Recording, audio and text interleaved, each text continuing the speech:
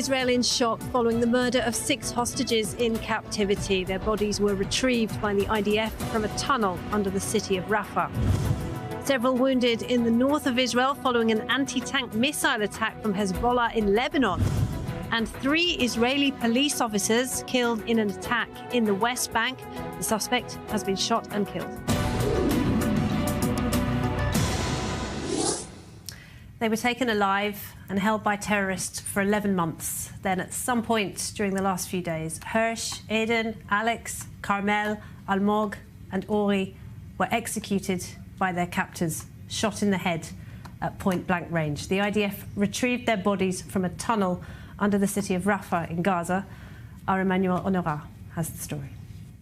Israel's soul snapped just a little bit more after its military confirmed the recovery of 6 bodies of recently killed hostages. Among them was 23-year-old Hirsch Goldberg Polin, an American-Israeli who became one of the more known faces internationally, as his parents were at the forefront of the fight for the release of the hostages. Hirsch was abducted on the 7th of October from the Nova Music Festival, along with 24-year-old Eden Yerushalmi, 25-year-old Ori Danino, 32-year-old Alex Lubnov, and 27-year-old Almog Sarusi. Carmel Gat, another hostage whose body was also recovered Saturday night, was a 40-year-old occupational therapist and staying with her parents in Kibbutz Be'eri on October 7th when she was abducted alive. Hostages released from the deal with Hamas back in November credited Carmel with being a, quote, guardian angel and helping them get through their captivity.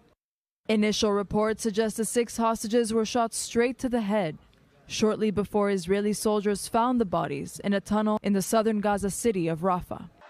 Today, aid workers say a drive to vaccinate the population against polio has got off to a good start. Israel's COGAT agency is coordinating over 1 million shots of the vaccine in certain areas of the Strip. The United Arab Emirates has been one of the main contributors to that campaign, and we can go to Dubai now. Our correspondent Bastien Bory is there. And Bastien, the UAE really has been at the forefront of humanitarian efforts in Gaza from the very beginning. This is the latest step, isn't it?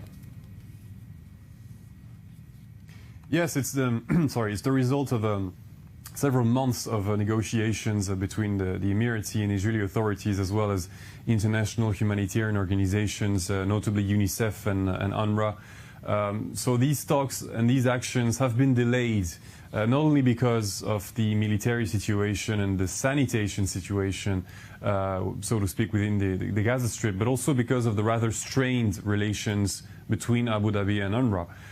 If we remember, back in 2020, for instance, countries like the UAE and Bahrain had cut back funding for this agency for Palestinian refugees following the normalization with Israel.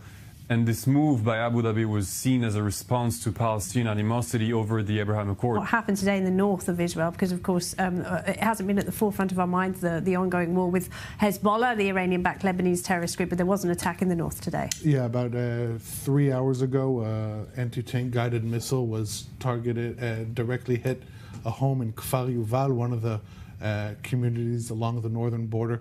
They were evacuated, but there were at least 3 injuries in this attack, one in serious condition. He was taken to the hospital first in Sfat, then, given the severity of his condition, flown by helicopter to Rambam. 2 additional injuries in light to moderate condition.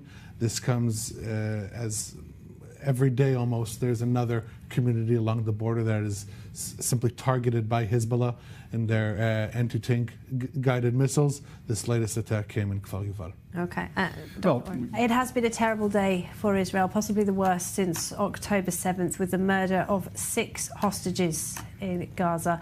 It doesn't end there, though. 3 police officers were shot dead in the West Bank today, including First Sergeant Ronnie Shakuri, whose daughter Moore, who was also a police officer, was herself murdered on October 7th. More in this report.